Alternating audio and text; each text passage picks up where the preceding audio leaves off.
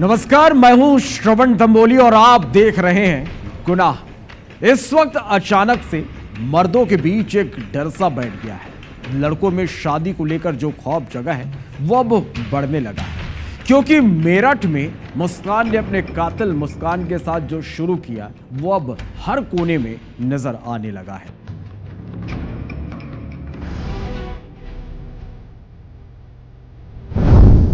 मेरठ में मुस्कान, ड्रम वाला कत्ल का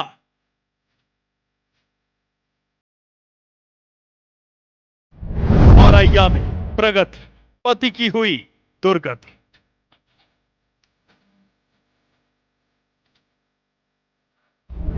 इंदौर में सोनम, सौरभ ने तोड़ा दम।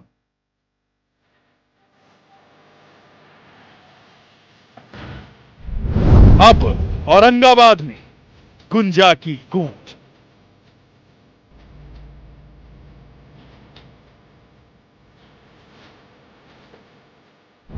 पतियों के खून की प्यास, पत्नियों की ये खूनी दास्तान।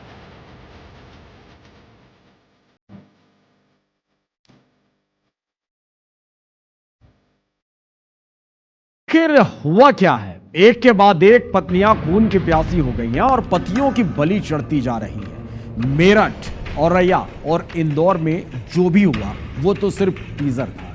औरंगाबाद की गुंजा ने तो सबको पीछे छोड़ दिया है। रिपोर्ट देखिए।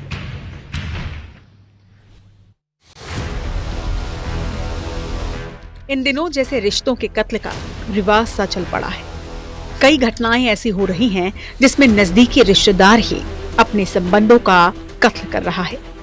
मेरठ, औरैया, जालौन और इंदौर जैसे शहरों के बाद इसमें एक और नाम जुड़ गया है। वो है बिहार का औरंगाबाद जिला, जहां गुंजा नाम की एक महिला ने मुस्कान, प्रगति और सोनम को भी पतियों के कत्ल और साजिश के मामले में पीछे छोड़ दिया। औरंगाबाद में भी एक पति अपनी पत्नी के इश्क और बेवफाई की बलि चढ़ गया। नबीनगर थाना क्षेत्र में 24 जून को प्रियांशु कुमार उर्फ छोटू की गोली मारकर हत्या कर दी गई। पुलिस ने जांच के बाद जो खुलासा किया उसे सुनकर हर कोई दंग रह गया। औरंगाबाद पुलिस ने चौंकाने वाला सच उजागर करते हुए बताया कि इस जघन्य वारदात की मास्टरमाइंड कोई और नहीं बल्कि मृतक की पत्नी गुंजा सिंह है, जिसने अपने पुराने प्रेम प्रसंग के चलते शादी के महज 45 दिन बाद ही अपने प्रेमी के साथ मिलकर पति को मौत के घाट उतार दिया। गुंजा का प्रेमी कोई और नहीं बल्कि उसका सगा फूफा जीवन सिंह था। पुलिस ने सीसीटीवी फुटेज की गहन पड़ताल और सटीक खुफिया जानकारी के आधार पर आरोपी गुंजा सिंह, जयशंकर चौबे और मुकेश शर्मा को गिरफ्तार कर लिया है। गिरफ्तार पत्नी गुंजा सिंह ने पुलिस के समक्ष दिए अपने बयान में बताया, प्रियांशु से शादी के 15 दिन पहले से ही मैं अपने फूफा जीवन के साथ प्रेम संबंध में थी। इस बात का मेरे पिता को पता चल गया था और इसीलिए उन्होंने मेरे लिए लड़का देखना शुरू किया। जल्द ही पिता ने मेरी शादी प्रियांशु के साथ तय की। ये शादी फूफा जीवन को बिल्कुल रास नहीं आई।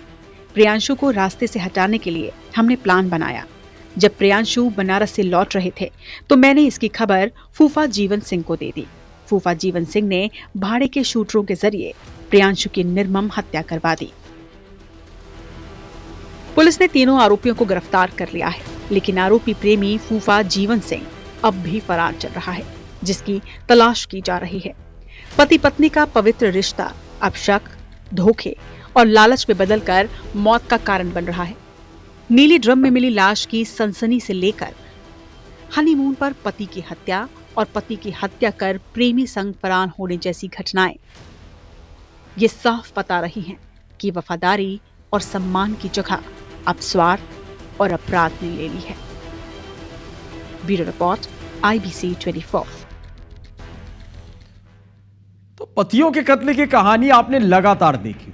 इन कहानियों से कुछ सवाल भी खड़े होते हैं कि आखिर ये पत्नियां जो अपने पति के साथ खून की होली खेल रही हैं वो अपने प्रेमी में आखिर देखती क्या है। चलिए एक नजर इस पर डालते हैं और सबसे पहले बात मेरठ की करते हैं।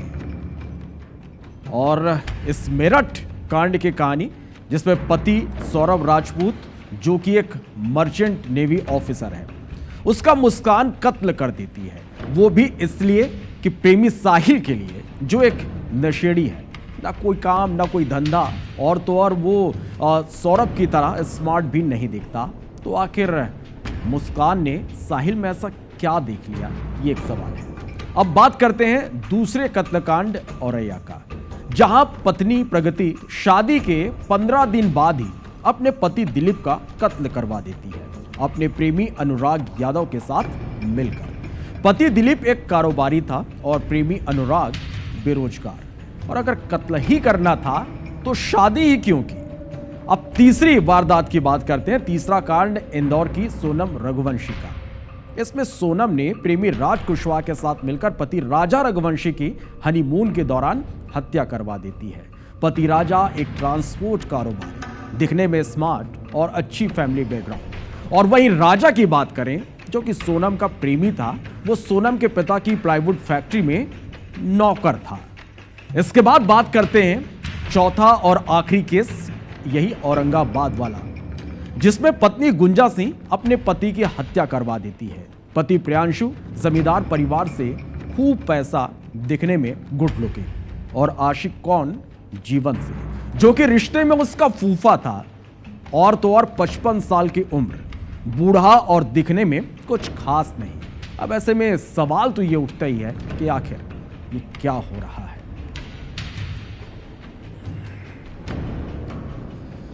तो रिश्तों में कत्ल का ये जो सिलसिला है, सिर्फ पति पत्नी, देवर भौजाई तक ही सीमित नहीं है। इसमें एक और रिश्ता शामिल हो गया है, और वो है पिता और बेटी का। जी हां, हरियाणा के गुरुग्राम में एक पिता ने अपनी बेटी को इतनी बेरहमी से मौत के घाट उतार दिया, जिसने सुना वो हैरान रह गया। अब आप कहेंगे कि आखिर कत्ल की वजह क्या थी, उसने बेटी को क्यों मौत दे दी। इस रिपोर्ट में आप देखिए।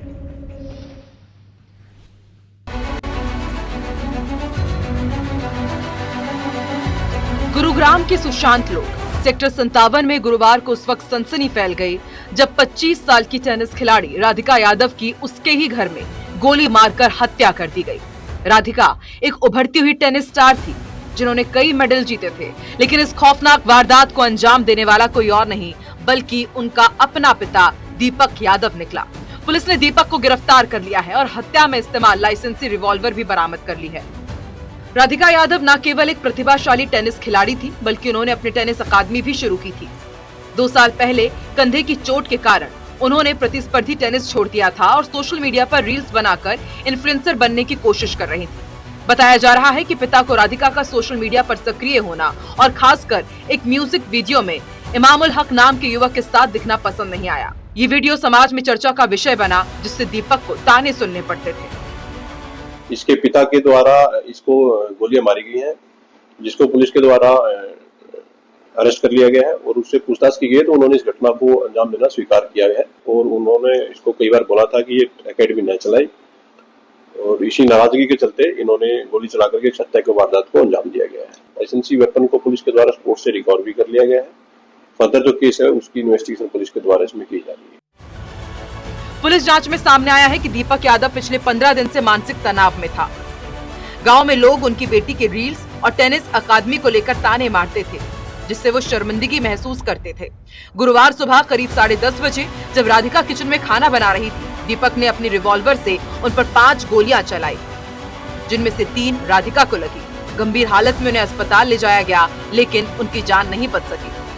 पुलिस अब इस मामले की गहराई से जांच कर रही है और राधिका के सोशल मीडिया अकाउंट्स की भी पड़ताल कर रही है, जो अब गायब बताए जा रहे हैं। राधिका यादव हत्याकांड ने कई सवाल खड़े किए हैं। क्या बेटी की आजादी और सपनों ने परिवार की इज्जत पर सवाल उठाए? ये घटना समाज की उन तानों और रूढ़ियों की ओर भी इशारा करती है, जो आज भी बेटियों की सफलता को स्वीकार नहीं कर पाते। गुरुग्राम पुलिस इस मामले की तह तक जाने की कोशिश कर रही है। Bureau report, IBC 24। तो राधिका के कत्ल के बाद अब कुछ सवाल भी उठ रहे हैं, जिनके जवाब नहीं मिल रहा है। सवाल, जिस बेटी की हर जीत पूरी की, उसका आखिर कत्ल किया। दूसरा सवाल ये कि क्या सिर्फ गांव वालों के ताने बेटी की कत्ल की वजह बनी? इसके साथ ही तीसरा सवाल यह कि क्या पिता ने जानबूझकर एक इमोशनल वजह बताई है? चौथा सवाल, क्या कत्ल के पीछे की असली वजह अभी भी छिपी हुई है? और पांचवा सवाल, राधिका के mobile data, social media chats, आखिर सब कुछ गायब क्यों है? चले तो पिता और बेटी की ये वारदात आपने देखी और सुन भी ली। अब एक और रिश्ता जो शर्मिंदा हुआ है, न सिर्फ शर्मिंदा हुआ है बल्कि सवाल भी उठे कि क्या अब कोई टीचर अपने छात्रों को डांट नहीं सकता? क्या उनके भविष्य को सुधारने के लिए, उन्हें बेहतर बनाने के लिए कुछ नहीं कह सकता? और अगर वो ऐसा करता है तो क्या उसे बदले में मौत मिलेगी? रिपोर्ट देखिए।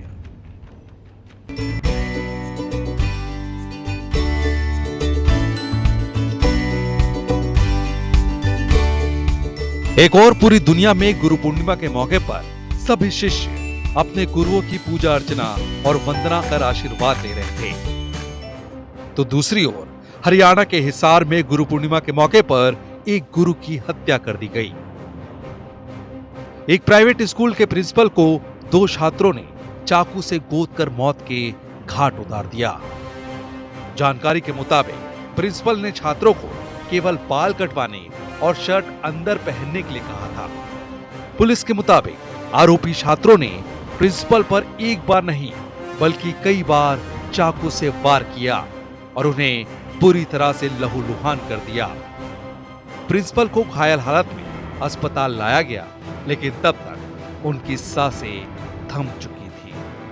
हांसी के एसपी अमित यशवर्धन का कहना है कि आरोपियों की पकड़े जाने पर ही असली वजह पता चल पाएगी। प्रिंसिपल का कत्ल कैसे हुआ और छात्र कैसे फरार हुए, इसकी पूरी क्रोनोलॉजी समझिए। छात्र प्रिंसिपल के ऑफिस में पहुंचे, उन्हें बहाने से बाहर आने को कहा। प्रिंसिपल को ऐसी जगह ले गए जहां सीसीटीवी नहीं था। जब प्रिंसिपल छात्रों से बात करने लगे, तभी एक छात्र ने चाकू निकाला और हमला कर दिया। मौके से एक चाकू भी बरामद कर लिया गया है। फॉरेंसिक टीम ने मौके से सबूत इकट्ठा कर लिया है। जो प्रिंसिपल जगबीर सिंह जी थे, उनको चाकू मार के उनकी हत्या कर दी गई थी।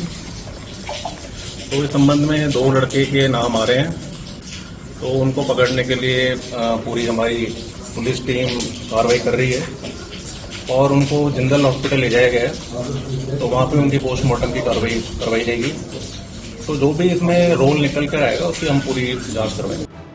पुलिस फिलहाल सीसीटीवी फुटेज खंगाल रही है और दूसरे छात्रों और टीचर से पूछताछ की जा रही है।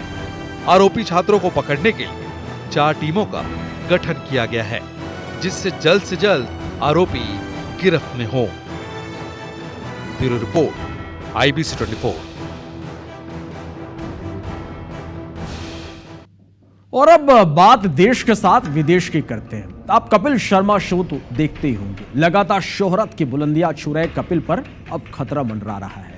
उनके कनाडा में खुले कैप्स कैफे पर अंधाधुंध फायरिंग कर दी गई, जिसके बाद से लोग कपिल शर्मा को लेकर थोड़ा डरे हुए हैं।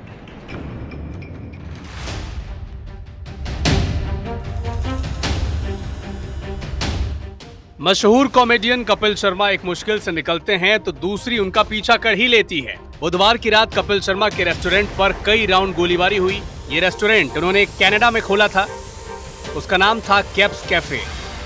इस घटना से कपिल शर्मा और उनका परिवार काफी आहत है। शुरुआती रिपोर्ट्स के मुताबिक कैफे पर कई राउंड गोलियां चलाई गई। स्थानीय पुलिस ने तुरंत इलाके की घेराबंदी कर दी और गोलीबारी की जांच शुरू कर दी। हमले के पीछे के मकसद की जांच चल रही है, लेकिन अधिकारी इसे एक गंभीर सुरक्षा खतरा मान रहे हैं। रिपोर्ट्स के मुताबिक बब्बर खालसा इंटरनेशनल के एक संदिग्ध कार्यकर्ता और राष्ट्रीय जांच एजेंसी के लिस्टेड आतंकवादियों में से एक हरजीत सिंह लाडी ने कथित तौर पर गोलीबारी की जिम्मेदारी ली है और इस घटना का वीडियो भी बनाया है। कुछ दिन पहले ही कैप्स कैफे की शुरुआत हुई थी। ये कनाडा में भारतीयों के लिए एक फेमस घूमने फिरने की जगह बनता जा रहा था। इस कैफे का वीकेंड पर सॉफ्ट लॉन्च हुआ था और इसे जबरदस्त प्रतिक्रिया मिली थी। कपिल और उनकी पत्नी गिन्नी चतरथ का ये रेस्टोरेंट ओपनिंग के वक्त से ही सुर्खियां बटोर रहा था, लेकिन जैसे ही यहाँ फायरिंग की खबर सामने आई, आग की तरह सोशल मीडिया पर यह खबर वायरल हो गई और अब फैंस कपिल शर्मा के स्टेटमेंट का इंतजार कर रहे हैं और अधिकारी इस चौंकाने वाली घटना की जांच कर रहे हैं। Bureau report, IBC 24। और अब बात भिलाई की, जहां से सामने आई खबर न सिर्फ हैरान करने वाली है बल्कि बेहद संजीदा भी, क्योंकि यहां शराब पीकर गाली गलौज कर रहे कुछ युवकों को एक प्रेग्नेंट महिला का मना करना इतना नागवार गुजरा कि उसमें से एक ने उसके पेट में ही लात मार दी, जिसके चलते उसका गर्भपात हो गया। महिला की शिकायत पर पुलिस ने चारों आरोपियों को गिरफ्तार कर जेल भेज दिया है। लेकिन ये खबर समाज पर सवाल खड़े करती है कि क्या हमारे अंदर की संजीदगी और इंसानियत पूरी तरह से खत्म हो चुकी है? पड़ोस में रहने वाले अमरजीत, समरजीत, आकाश और विकास के द्वारा शराब पीकर गाली गलौज कर उनके साथ मारपीट की गई। रोकने पर भी नहीं माने और मारपीट के दौरान जो आहता सोनमती थी वो 2 माह की गर्भवती थी और मारपीट के कारण उसके गर्भ में पल रहे शिशु की भी मृत्यु हो गई थी। इस पर थाना जामुल में अपराध पंजीबद्ध किया जाकर और चूंकि घटना कारित करने के बाद आरोपीगण लगातार फरार हो गए थे, जिनकी सघन पतासाजी किया जाकर उन्हें गिरफ्तार किया गया है। मध्य प्रदेश के जबलपुर से एक अजब गजब मामला सामने आया, जिसमें एक नाराज युवती ने अपने लिव इन पार्टनर के घर में आग लगा दी। दरअसल युवती विजय सोनी नाम के एक युवक के साथ लिव इन रिलेशनशिप में थी। युवक पर शादी का दबाव बना रही थी। इस बीच जब युवक ने शादी से इनकार कर दिया तो युवती अमखेरा इलाके में युवक के पैतृक घर पहुंच गई। युवती ने अपने साथ पेट्रोल भी रखा था। युवती ने तो पहले विवाद किया, जब मामला नहीं संभला तो उसने प्रेमी के घर आग लगा दी। साथ ही युवती ने विजय सोनी के खिलाफ शादी का झांसा देकर दुष्कर्म का केस भी कर दिया। युवक के पिता ने भी युवती के खिलाफ आगजनी का अपराध दर्ज करवाया है। फिलहाल रांची पुलिस मामले की जांच कर रही है और आगे की कार्रवाई जारी है।